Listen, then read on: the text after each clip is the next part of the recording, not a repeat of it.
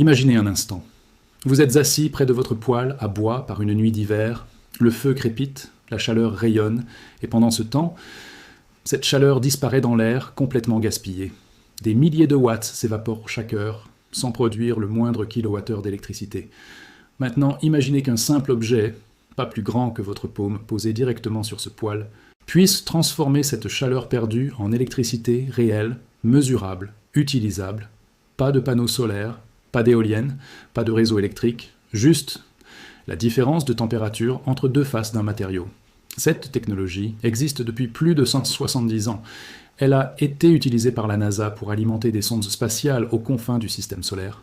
Et pourtant, aujourd'hui, vous pouvez en acheter une version fonctionnelle pour moins de 30 € sur Internet. Alors pourquoi personne n'en parle ? Pourquoi cette invention n'est-elle pas dans chaque maison passive, chaque cabane off-grid, chaque foyer au bois du monde entier ? C'est exactement ce que vous allez découvrir dans cette vidéo. Nous allons plonger dans la physique, l'histoire, les applications réelles, les limites honnêtes et les possibilités concrètes de cette technologie fascinante. Et à la fin, vous aurez une vision complète et lucide de ce qu'elle peut et ne peut pas faire pour votre maison. Restez jusqu'au bout. Ce que vous allez apprendre va changer la façon dont vous regardez la chaleur autour de vous. Avant même de nommer cette technologie, posons un constat simple qui va peut-être vous surprendre. Dans une maison ordinaire, environ 70% de l'énergie consommée finit sous forme de chaleur. Que ce soit la combustion dans un poêle, la résistance dans une plaque de cuisson, ou même le processus de charge de votre téléphone, tout finit en chaleur. Et cette chaleur, dans l'immense majorité des cas, est simplement perdue, évacuée, gaspillée. Les ingénieurs appellent ça la chaleur résiduelle, ou chaleur fatale. C'est l'ennemi numéro 1 de l'efficacité énergétique. Et c'est aussi, paradoxalement, une ressource colossale que personne n'exploite vraiment à l'échelle résidentielle. L'industrie, elle, a commencé à s'y attaquer. Les grandes usines récupèrent encore la chaleur de leur processus pour préchauffer l'air ou l'eau. Mais dans nos maisons, ce gisement d'énergie dort. C'est là qu'entre en scène l'effet Seebeck. Un principe physique découvert en 1821, un principe qui dit, en substance, que là où il y a une différence de température, il peut y avoir de l'électricité. Thomas Johann Seebeck était un physicien germano-balte, né à Reval en 1770. Il n'était pas particulièrement à la recherche d'une révolution énergétique. Il travaillait sur les interactions entre la chaleur et le magnétisme, un domaine encore très flou au début du XIXe siècle. En 1821, il assemble deux fils de métaux différents, du bismuth et du cuivre, en un circuit fermé. Il chauffe l'une des jonctions, laisse l'autre à température ambiante. Et il observe quelque chose d'inattendu. Une aiguille magnétique placée près du circuit se dévie. Seebeck interprète d'abord ce phénomène comme une manifestation de thermomagnétisme. Il a tort. C'est son collègue Hans Christian Ørsted qui comprend ce qui se passe vraiment. La différence de température crée un courant électrique dans le circuit. Ce courant génère un champ magnétique. Et c'est ce champ magnétique qui dévie l'aiguille. La découverte est baptisée effet Seebeck, en hommage à celui qui l'a observé le premier, même s'il avait mal compris ce qu'il voyait. Puis, 12 ans plus tard, en 1834, un horloger français du nom de Jean-Charles Athanase Pelletier découvre l'effet inverse. En faisant passer un courant électrique dans une jonction de deux matériaux différents, on peut créer une différence de température. On peut chauffer d'un côté et refroidir de l'autre. Ces deux effets, Seebeck et Pelletier, sont les deux faces d'une même pièce. L'un transforme la chaleur en électricité, l'autre transforme l'électricité en différentiel thermique. Ensemble, ils donnent naissance à ce qu'on appelle aujourd'hui la thermoélectricité. Pour comprendre pourquoi cela fonctionne, il faut plonger très brièvement dans la physique des solides. Mais rassurez-vous, pas besoin d'un doctorat. Tout matériau conducteur est constitué d'atomes entourés d'électrons libres. Ces électrons se déplacent de façon aléatoire dans le matériau, un peu comme des billes dans une boîte agitée. Quand vous appliquez de la chaleur à une extrémité, vous donnez plus d'énergie aux électrons de ce côté. Ils bougent plus vite. Ils veulent se déplacer vers la zone plus froide, là où leurs collègues ont moins d'énergie. Ce mouvement directionnel des électrons, du côté chaud vers le côté froid, c'est exactement ce qu'est un courant électrique. Mais voilà le détail crucial. Tous les matériaux ne réagissent pas de la même façon à ce phénomène. Dans certains matériaux, les électrons migrent vers le froid. Dans d'autres, ce sont les trous, les absences d'électrons, qui migrent dans l'autre sens. En assemblant deux matériaux aux propriétés opposées, un semi-conducteur de type N et un semi-conducteur de type P, et en les connectant électriquement en série mais thermiquement en parallèle, on crée une jonction thermoélectrique. Cette jonction, c'est le cœur d'un module Pelletier-Seebeck. Un carré de céramique d'à peine quelques centimètres de côté, contenant des dizaines ou des centaines de ces jonctions en série. Une face en contact avec la chaleur, l'autre face en contact avec le froid. Et entre les deux, un flux d'électrons, un courant électrique. La tension produite est directement proportionnelle à la différence de température entre les deux faces. Plus le delta thermique était grand, plus la puissance générée est élevée. C'est tout. Pas de pièces mobiles, pas de turbine, pas de combustion. Juste deux matériaux, une différence de température et la physique quantique qui fait le reste. Revenons en 1977. La NASA lance Voyager 1, la sonde spatiale qui voyagera jusqu'aux limites du système solaire. À cette distance du Soleil, les panneaux photovoltaïques ne servent à rien. La lumière est beaucoup trop faible pour produire de l'énergie utilisable. Alors comment alimenter les instruments scientifiques? La réponse? Des RTG, des générateurs thermoélectriques à radioisotopes. Ces dispositifs utilisent la chaleur produite par la désintégration radioactive du plutonium-238 comme source chaude, et des modules thermoélectriques pour convertir cette chaleur en électricité. Pas de pièces mobiles, pas d'entretien possible à des milliards de kilomètres de la Terre. Une fiabilité absolue. Voyager 1 fonctionne encore aujourd'hui, 47 ans après son lancement. Alimenté par des modules thermoélectriques. C'est peut-être la preuve la plus spectaculaire de la fiabilité de cette technologie, mais revenons sur Terre, et notamment en Russie, où cette technologie a une histoire particulièrement riche. Dans les années 1940 et 1950, des ingénieurs soviétiques développent des générateurs thermoélectriques alimentés par des lampes à kérosène pour alimenter des postes de radio dans les régions les plus reculées de Sibérie. Ces dispositifs, parfois appelés générateurs Seebeck de campagne, permettaient aux populations isolées de maintenir des communications radio sans aucune infrastructure électrique. La même logique est utilisée dans les régions himalayennes, dans certaines communautés d'Asie centrale, et aujourd'hui encore dans des zones rurales sans accès au réseau électrique. Plus récemment, des ingénieurs japonais ont équipé des poêles industriels avec des générateurs thermoélectriques pour récupérer la chaleur des fumées. Une usine de production d'aluminium à Nantes, en France, a testé un système similaire pour récupérer l'énergie des gaz d'échappement de ses fours.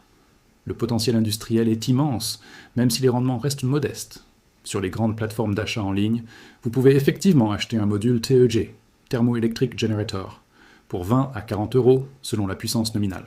Les modèles les plus courants sont les modules Tech 1 1276 ou leurs équivalents dédiés à la génération.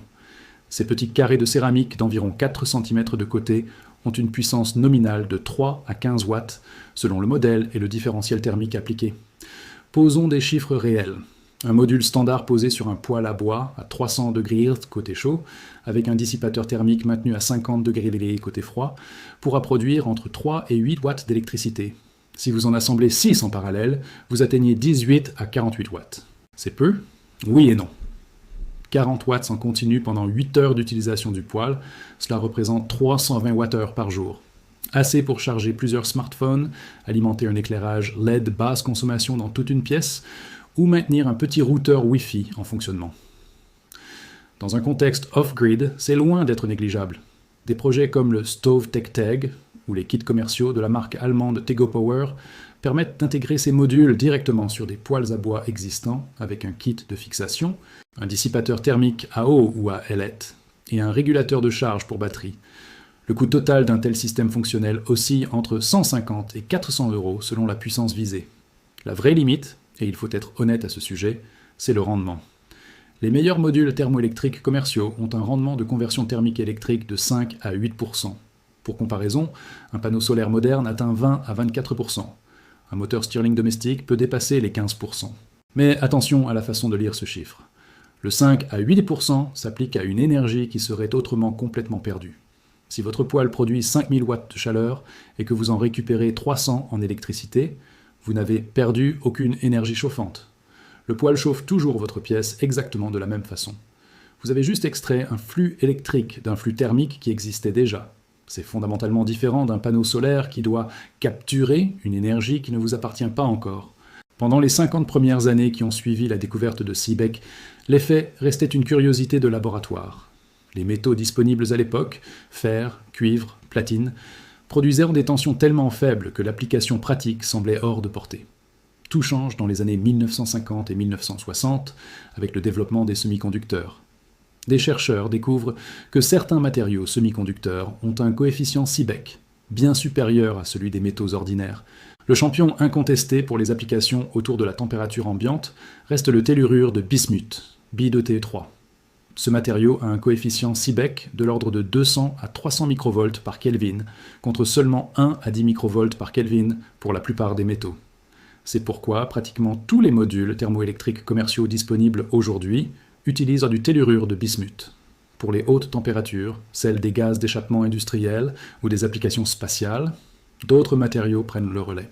Les siliciures de germanium, SiGe, utilisés dans les RTG de la NASA, ou les tellurures de plomb, PBT, utilisés dans des applications intermédiaires entre 300 et 700 degrés. La recherche actuelle s'oriente vers des matériaux encore plus performants. Des chercheurs de l'université Northwestern, aux États-Unis, ont annoncé en 2014 un matériau à base de tellurure d'étain, CNSE, avec un coefficient de performance qu'on appelle le ZT, record de 2,6. Pour mettre ce chiffre en perspective, les meilleurs modules commerciaux ont un ZT d'environ 1. Un ZT de 2,6 doublerait théoriquement le rendement possible.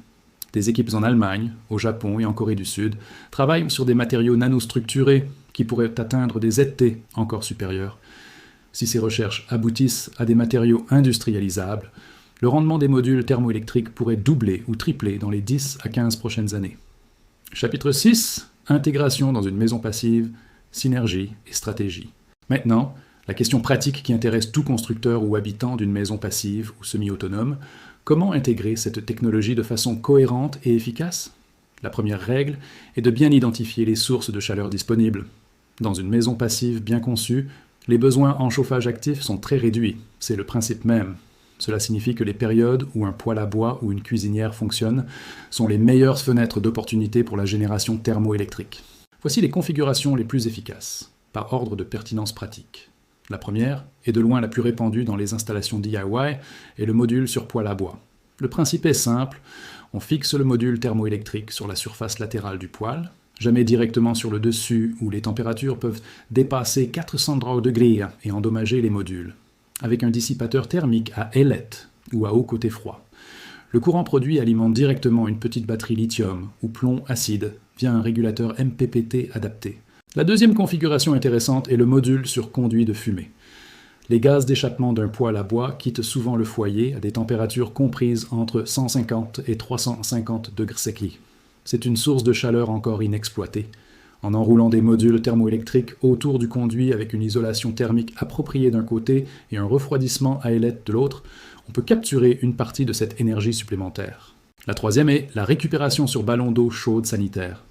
Si votre eau chaude est produite par une chaudière à bois ou une chaudière biomasse, la surface externe du ballon de stockage reste souvent entre 60 et 80 degrés Celsius, avec une différence de température de 30 à 40 degrés Celsius par rapport à l'air ambiant. Les puissances produites sont faibles, mais la durée de disponibilité thermique est longue. Dans tous les cas, la clé est le management du différentiel thermique. Plus la différence de température entre les deux faces du module est grande, plus la puissance produite est élevée.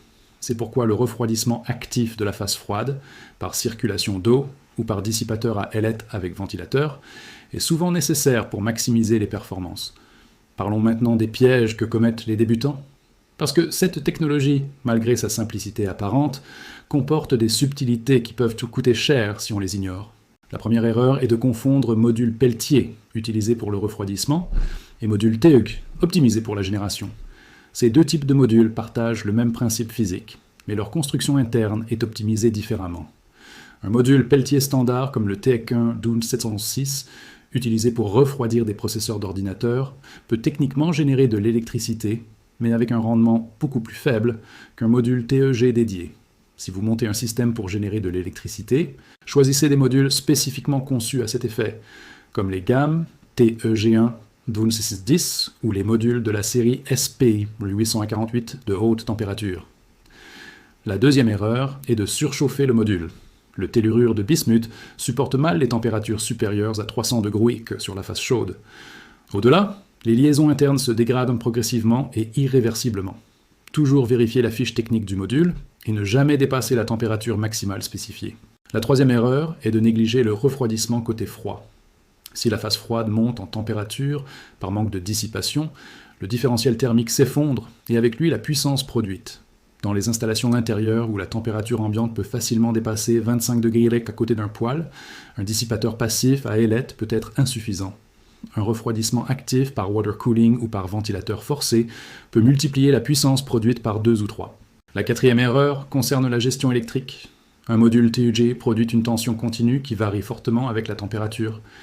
Sans régulateur de charge adapté, vous risquez de surcharger vos batteries ou d'endommager vos équipements.